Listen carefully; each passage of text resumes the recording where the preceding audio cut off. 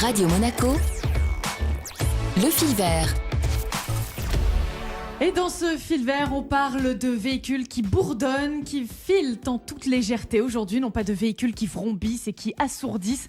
On parle de l'avenir, du futur, de performance, de prouesse pour prouver que l'énergie de demain, c'est l'électrique. On parle Formula E et qui de mieux pour ça que l'écurie monégasque Venturi est autour de moi pour parler de cette nouvelle saison de Formula E qui va débuter. Je suis fortement bien entourée. Nous avons Jackie Ekelart. Bonjour Jackie. Bonjour. Vous êtes directeur engineering, c'est bien ça? Exact, oui. J'ai avec moi Franck Balté, également responsable technique. Bonjour Franck. Bonjour. Et enfin Louis-Marie Blondel, responsable développement. Bonjour. Bonjour. Alors dites-moi, la Formula E, c'est bien plus qu'une compétition, comme je le disais à l'instant. C'est vraiment un moyen de faire passer un message important aujourd'hui. Oui, tout à fait. C'est le moyen de montrer qu'un véhicule électrique, c'est pas non seulement un véhicule qui ne pollue pas. On a souvent l'image du véhicule électrique urbain, qui va pas vite, qui n'a pas beaucoup d'autonomie. Et là, par la Formula E, on montre un véhicule performant, un véhicule de sport, avec un championnat mondial qui attire de plus en plus de gros constructeurs et aussi de très grands pilotes. Oui, justement, de plus en plus de constructeurs. La Formula E accélère, elle passe vraiment à la vitesse supérieure. Il y a des nouveaux grands, si je puis dire, qui arrivent là pour les nouvelles saisons. Ouais, tout à fait. Alors déjà en liste depuis le début de Formula E, il y avait Renault, donc qui est toujours présent, qui sera remplacé par Nissan dans quelques années. Maintenant on a Audi qui est là, Jaguar, qui sont des gros. Il y a Mahindra qui est pas très connu en Europe, mais qui est quand même un gros constructeur. Et ensuite il va y avoir l'arrivée de Mercedes et de Porsche. Donc on va dire tous les plus gros constructeurs allemands vont rentrer dans le championnat. Alors, vous êtes un peu les petits de la Formula E. Dites-moi, ça vous fait quoi de voir arriver tous ces grands autour de vous? Ça fait un peu peur, mais c'est plutôt encourageant et nous, on a envie de se battre pour gagner. Donc, ça motive encore plus. Oui, c'est ça, on est les challengers et on a le plus petit budget du plateau. Ouais. Et donc, ça demande beaucoup d'ingéniosité de notre équipe pour pouvoir être au niveau des plus gros. Alors, la saison 3 s'est terminée donc en juillet, si je ne dis pas de bêtises. Alors, après une saison, qu'est-ce qui se passe? Place aux conclusions qu'on peut en tirer. Vous essayez de vous améliorer. Qu'est-ce qui se passe à la fin d'une saison? À la fin d'une saison, on est content déjà d'avoir fini une belle saison, même si ça a été difficile. Et on en tire énormément d'enseignements, que ce soit au niveau du pilotage, que ce soit au niveau de la technicité du véhicule. Donc on analyse tous les paramètres de performance du véhicule, donc sur chaque composant, donc de la batterie à l'inverteur, au moteur, à la boîte de vitesse. Et grâce à toutes ces analyses-là, on peut réécrire un cahier des charges, mais c'est pas que pour la saison 4, on pense déjà à la saison 5. Parce qu'en même temps qu'on exploite le véhicule saison 3, on prépare la saison 4. Donc à la fin de la saison 3, on a déjà bien avancé sur la saison 4. On corrige les derniers petits points à spécifier. On rentre dans les détails, en fait. Tout ça, ça se prépare donc très très longtemps à l'avance, alors une saison. Vous bossez en fait sur 2 saisons à la fois. Voilà, on travaille sur 2 saisons à la fois. La saison en cours qui est de l'exploitation, mais on cherche toujours à améliorer la performance durant l'année. Et la nouvelle saison, donc là on parle de saison 4. Et cette nouvelle saison, elle est développée tout au long de l'exploitation, où on fait la partie design du véhicule. Et juste après la saison 3, quand la saison se termine, on passe aux vrais essais de la saison 4 en fait. C'est ça la grosse différence. On parle donc Formula E aujourd'hui dans le fil vert avec mes 3 invités. Je suis très bien entourée. Nous sommes avec une bonne partie de l'équipe Venturi, Jackie Ekelart, Franck Balté et Louis-Marie Blondel. On se retrouve dans un très court instant pour la suite de cette interview. Radio Monaco, le fil vert. Et oui, la suite de ce fil vert où, on le rappelle, on parle Formula E autour d'une belle table avec Jackie Ekelart qui est directeur engineering, Franck Balté, responsable technique et enfin Louis-Marie Blondel, responsable développement. Jackie, alors quand on a préparé cette interview, on ne va rien cacher aux auditeurs, vous m'avez parlé d'une vraie bataille technologique, une guerre même technologique. J'ai trouvé ces mots quand même assez puissants pour parler donc de la préparation d'une saison de Formula E. Pourquoi vous employez tous ces mots? C'est vrai, il y a autant d'animosité, autant de compétition. Disons que, en effet, j'ai utilisé le mot guerre technologique parce qu'en fait, en compétition, ce qui est important, c'est d'être performant, d'être devant. Et le règlement est fait par la FIA ainsi que, enfin règlement technique je parle, que la différence entre les différentes voitures se fait surtout par le niveau technologique du groupe propulseur. Parce qu'en fait, le but, c'est quand même de développer la propulsion électrique. Donc, en fait, celui qui a le meilleur rendement, c'est en fait celui qui est le plus vite, en principe. Mis à part, bien sûr, l'aspect humain, pilotage, exploitation des équipes, certainement. Et c'est pour ça qu'en fait, on cherche en permanence à améliorer le rendement du groupe, qui, tôt ou tard, aura aussi une suite pour les voitures de série, bien sûr. Alors avant de revenir donc sur la préparation, une question pour vous, Jackie, spécifiquement, puisque c'est vous qui avez la parole. Vous avez connu donc les grands moteurs à essence qui grondent, qui font du bruit, qui polluent donc énormément. Et maintenant, vous êtes du côté propre de la compétition. Qu'est-ce que ça vous fait ? Qu'est-ce que ça change ? Ça doit être quand même beaucoup de changements. C'est vrai quelque part, c'est du sport automobile comme toujours, mais c'est vrai par rapport à les dizaines d'années de Formule 1 que j'ai vécu, la propulsion, c'est complètement différente. Mais comme on sait, c'est l'avenir quand même. Hein. On va y arriver tôt ou tard, certainement dans les grandes villes. Et pour ça, même si ça fait moins de bruit, technologiquement, c'est très intéressant. Moi, je trouve ces nouvelles technologies. Et pour moi, dans mon métier, ce qui est important, c'est pas que faire de la compétition, mais aussi apprendre des nouvelles choses.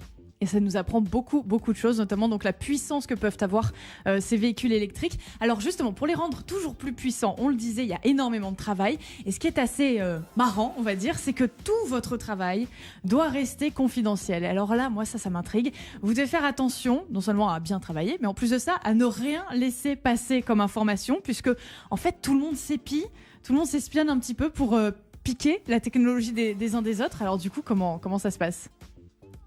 Pas forcément piquer la technologie, c'est aussi voir ce que les concurrents nous préparent pour les prochaines saisons.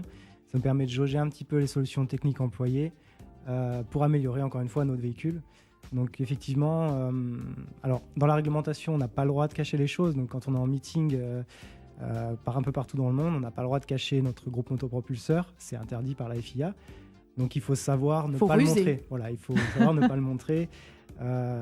Tout en essayant de voir ce que font les autres aussi. Donc vous faites vos essais à huis clos. Sur les réseaux sociaux, vous choisissez très méticuleusement ce que vous montrez également. Dans ces moments-là, on sent vraiment que l'électrique, c'est l'avenir. Oui, c'est l'avenir. Et puis, comme le disait Jackie, c'est la guerre technologique. Dans une guerre, on ne montre pas à l'ennemi ce qu'on prépare. Donc, c'est un petit peu ça. Ouais. Très bien. On s'espionne tous. Et des fois, on laisse passer des informations qui ne sont peut-être pas forcément vraies de façon envoyer nos concurrents sur la mauvaise route et nous on prend la bonne route. Ah dis donc, que de manipulation, mais quelle technique. On se doute pas quand on les voit travailler comme ça qu'ils sont filous et fourbes à ce point. Jackie Ekelhart, Franck Baltet et Louis-Marie Blondel sont mes invités dans le fil vert ce matin pour parler de la préparation d'une saison de Formula I. Ça se passe, on découvre beaucoup de choses, voilà, on découvre un petit peu les coulisses tous ensemble. C'est jusqu'à 9h30 et la troisième partie, c'est dans un instant. Radio Monaco, le fil vert.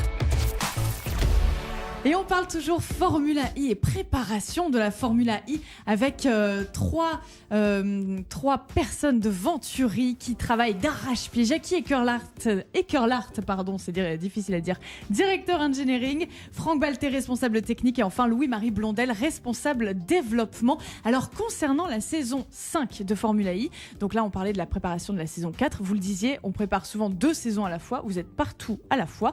Donc il y aura du changement avec des voitures nouvelle génération. Ça m'intrigue. Qu'est-ce qui va changer concrètement ? On passe de 2 voitures à une seule voiture. C'est-à-dire qu'aujourd'hui, la Formula I, c'est 2 voitures durant une course pour chaque pilote. Là, on passe à une seule voiture avec beaucoup plus d'autonomie. Et donc, ça veut dire une page blanche, une nouvelle histoire qui va s'écrire. Donc ça veut dire plus de pause pendant la course et donc des véhicules toujours plus puissants qui pourront faire l'intégralité de la course. Voilà, c'est un peu le challenge de la saison 5. Faire une course avec une seule voiture. Donc la voiture est plus puissante, on passe à 250 kW au lieu de 200 kW. Donc ça veut dire qu'on va consommer plus, mais en même temps il va falloir faire plus de tours. Donc tout le challenge va être encore dans l'énergie, dans le management de l'énergie, on va dire. D'accord, et donc là ça doit être vraiment le temps fort, on va dire en ce moment pour vous, puisque ok vous avez la saison 4, mais il y aura quelques changements, on va les évoquer dans un instant, mais vraiment le gros changement marquant et le gros virage, ça reste la saison 5 du coup, j'imagine. Oui, tout à fait, tout à fait. C'est un nouveau véhicule à 100%, donc on doit tout réapprendre sur ce véhicule, que ce soit toute la partie aéro, la partie châssis, effectivement, et après un très très gros travail qui continue. Enfin, on a déjà commencé sur les 3 premières années, sur la 4e année, sur l'énergie management, comme disait Franck, où là il y a une grosse part de pilotage qui rentre en jeu. Donc, là on travaille beaucoup avec les pilotes en simulation, en simulateur pour améliorer ces parties-là. Ça va pas vous manquer de pas changer de voiture en milieu de parcours? C'est quand même un moment assez excitant quand on travaille dans une écurie comme Venturi. Ouais, tout à fait. Aujourd'hui, c'est vrai que c'est un peu critiqué le fait de changer de voiture à mi-course parce que ça montre que le véhicule électrique n'est pas capable de beaucoup d'autonomie, ce qui n'est pas forcément vrai. Mais comment dire, ça apporte un attrait donc de changer de voiture. On voit le pilote qui saute de sa voiture à mi-course pour rentrer dans la deuxième. Les mécaniciens doivent pouvoir rattacher le pilote dans un temps donné pour pas perdre de temps en course. Donc ça amène un peu de piquant dans la compétition, dans la course en elle-même. Et c'est vrai qu'on va perdre ça en saison 5. Par contre, la FIA est en train de réfléchir à mettre en place quelque chose pour justement apporter de l'attrait sur la course à mi-course. Où on ne sait pas encore exactement ce qui sera fait, c'est encore très secret, ça viendra plus tard. Mais vous offrir voilà. cette dose d'adrénaline Oui, voilà. même. Comme en Formule 1 où on va changer les pneus, il y a une stratégie qui se joue autour de ça. Il y aura une stratégie aussi à jouer en Formule I. Mais on ne sait pas encore comment ça va venir. On attendra Ouais, avec tout à fait. patience et vous nous dévoilerez tout ça. Alors, ce qui change aussi en Formule I, pour parler de façon un petit peu plus globale, c'est aussi la relation avec le pilote. Justement, on parlait des changements de voiture. Le pilote parle quasiment non-stop, en fait, dans un langage d'ailleurs qu'on ne comprend absolument pas, pour le commun des mortels, aux mécaniciens. Donc, ça parle de quoi? Pourquoi le dialogue est aussi important? Disons... Jackie. En permanence, c'est peut-être un peu exagéré, mais quand même, disons que la télémétrie est très restrictive. Donc, en fait, on reçoit des données de voiture en temps réel que concernant certains paramètres de fiabilité de la voiture. Mais tout ce qui est comportement de la voiture et le niveau d'énergie restant, tout ça, on n'a pas en télémétrie. Donc, forcément, si on veut se renseigner, on demande au pilote. Donc, chaque tour, il communique un nombre de chiffres à son équipe pour nous, qu'on puisse vérifier si, en effet, la voiture suit toutes les courbes théoriques qu'on avait prévues par la simulation avant la course. Et là aussi, il faut faire attention à tout ce que vous dites. Oui, des fois, quand c'est un peu délicat, c'est plutôt un langage codé, quoi.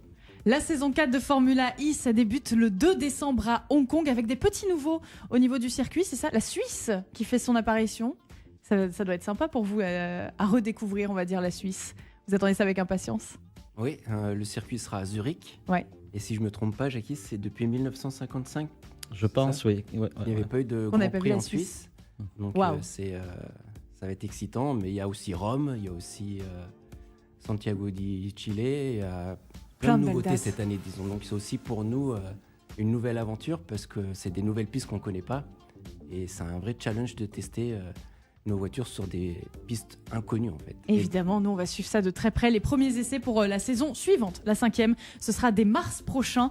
On vous souhaite bon courage et une très belle saison, une saison 4 et une saison 5 magnifique. Jackie Ekerlaert, je vais y arriver, Ekerlaert, voilà, c'est bien ça. Directeur engineering, Franck Balté, responsable technique, enfin Louis-Marie Blondel, responsable développement de Venturi, et mes invités jusqu'à 9h30 sur Radio Monaco dans le fil vert. Merci beaucoup d'avoir été avec moi. Merci. Beaucoup plaisir. Et à très bientôt. Bonne journée. Le fil vert.